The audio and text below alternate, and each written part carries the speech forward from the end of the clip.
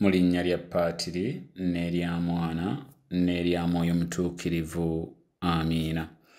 Essaala Biikira Maaliya gy'ateesammula.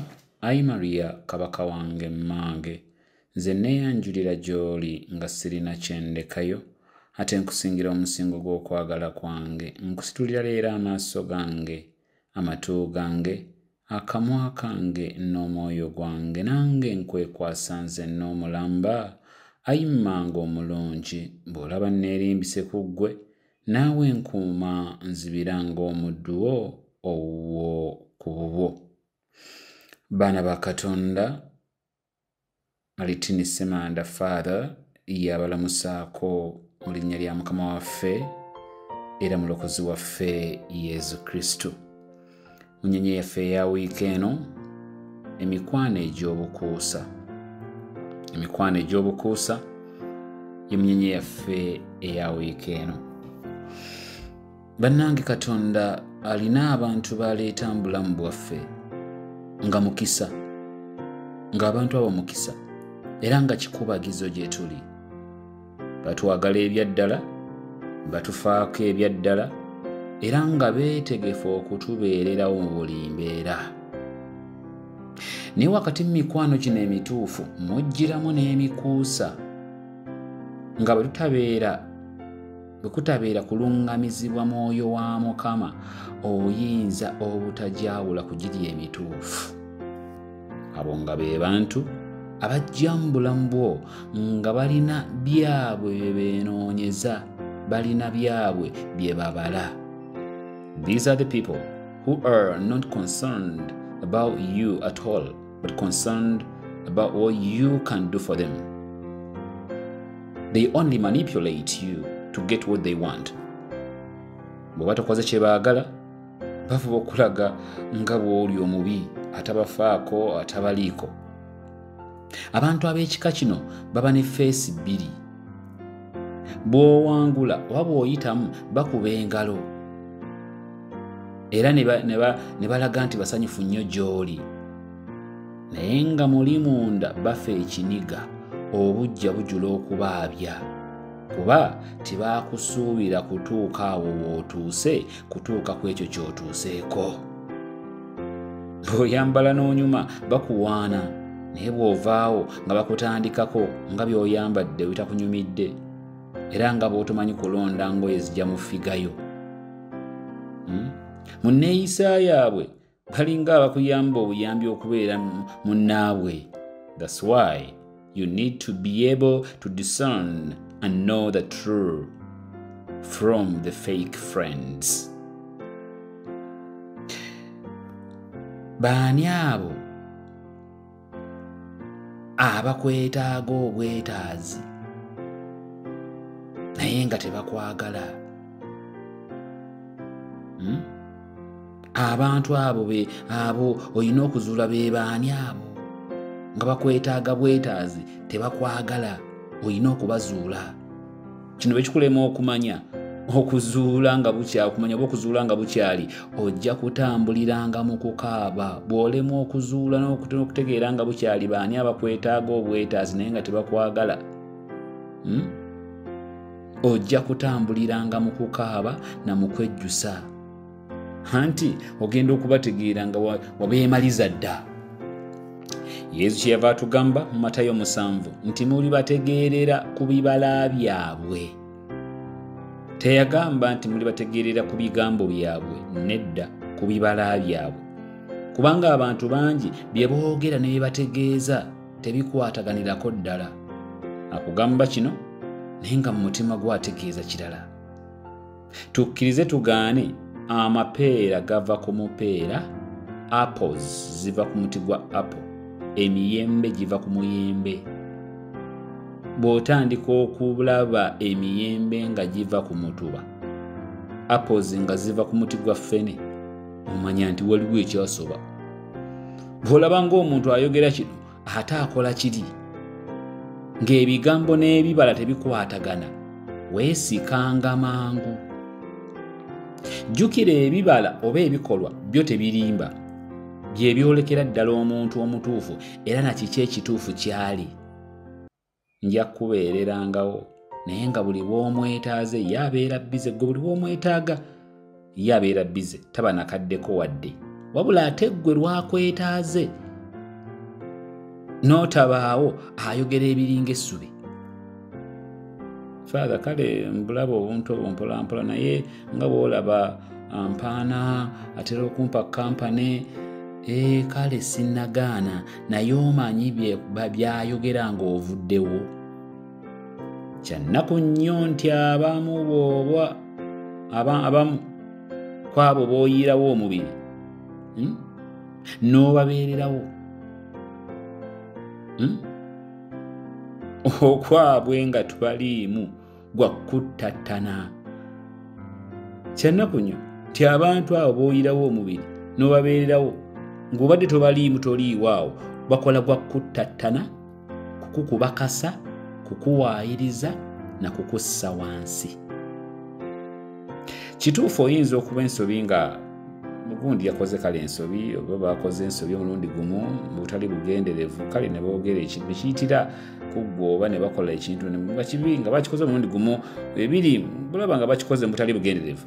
Naye bwe kifuuka ekya bulijjo nga y'enkola yaabwe gy'oli, jjukira ebibala tebirimba. Omanya oli n'abantu abo, omanya bumanya nti abantu abo bakyamu. Bwe kifuuka nga y'enkola yaabwe, y'embeera yaabwe, tokitwala for granted. Mu byonna bye njogedde, amazima gali nti you don't need fake friends. Obwedda byonna bye njogera nkutuusa ku kigambo kimu, you and I don't need fake friends. People with hidden agendas. People who are not helping you move forward, who are pushing you away from your destiny. You don't need them. Let me say this again. Obwedda byonna bye njogera mbadde nja kutuusa ku kigambo kimu. You don't need fake friends in your life. You don't need people with hidden agendas. People who are known to helping you move forward, who are pushing you away from your destiny. You don't need them. Guma omalirire wejjeko fake friends. You rather have one genuine than 1,000 fake friends.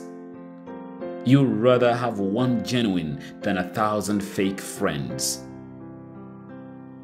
Va mukutya nti ate nasigala nani, wejjeeko abakyamu, Omukama ajja kukusembereza abatuufu. Father, gye bali ye abantu abalungi gye bali, era Omukama amanyi gye bali, era ajja kubakusembereza. Leka kwesiba ku bakyamu. If at all you realize them. Emirundi mingi ekikyakulemesezza okufuna emikwano emirungi era emituufu, lwakuba okyesibye ku mikyamu, okyagaanya okugita. Ate nga nawe muli okiwulira era okiraba nti be weesibyeko bakyamu, naye olemedde mu ddinaayo, ogaanye okukikkiriza. Mukama kasukidde sigino zonna ezikulaga nti omuntu oyo abantu abo bakyamu, naye okyagaanye okuta. Bye bakukola obiraba, ne bakwogerako obiwulira, naye era okyabeesibyeko. Kati ate if I lose her, okay.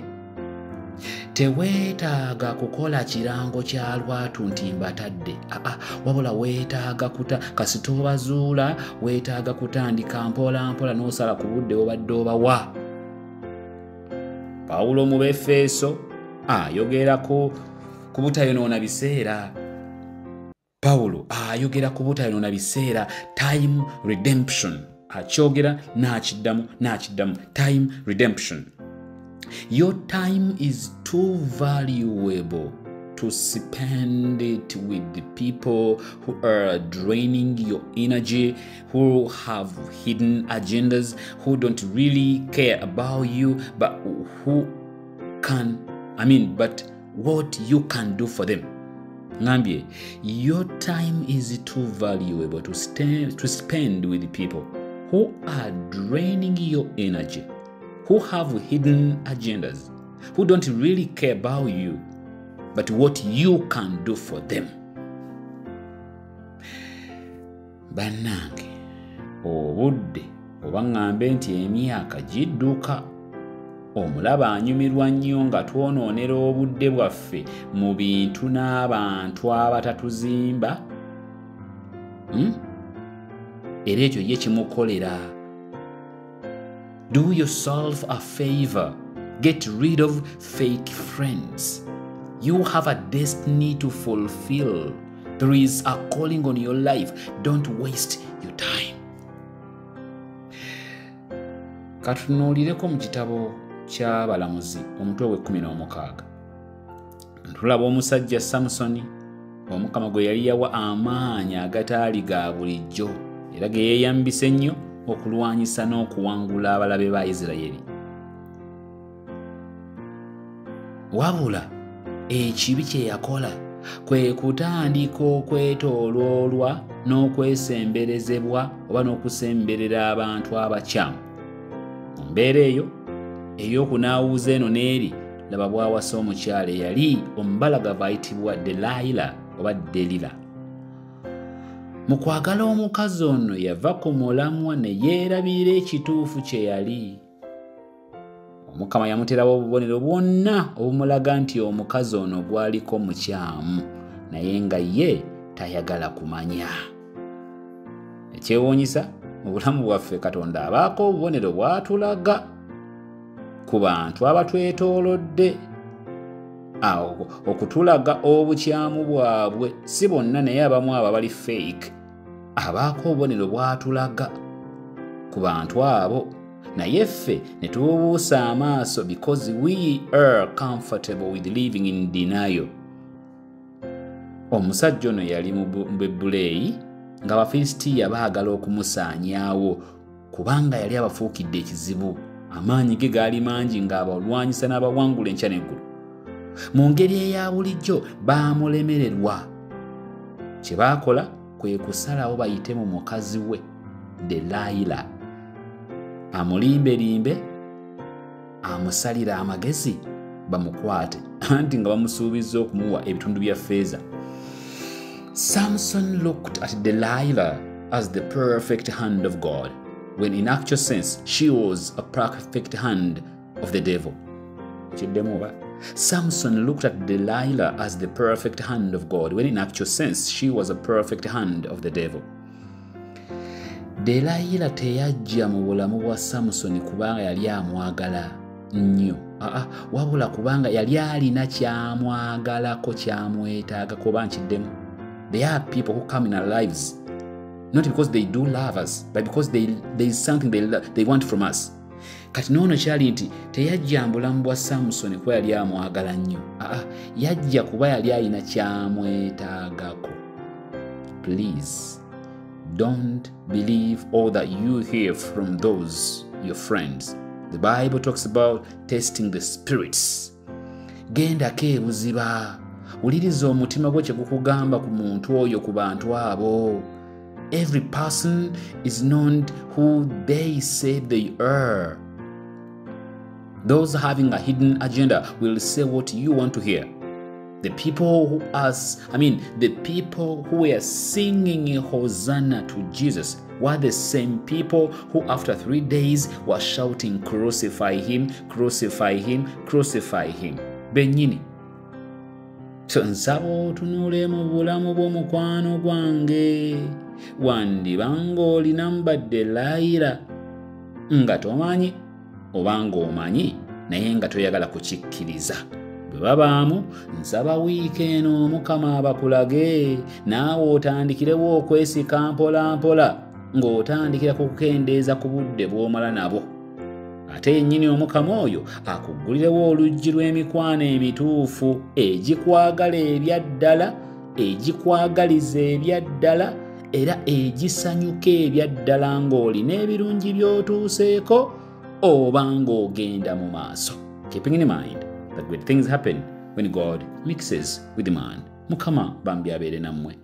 Katonda omuyinza wa buli kantu Patri ne Mwana ne Mwoyo Mutuukirivu abawe nnyo omukisa.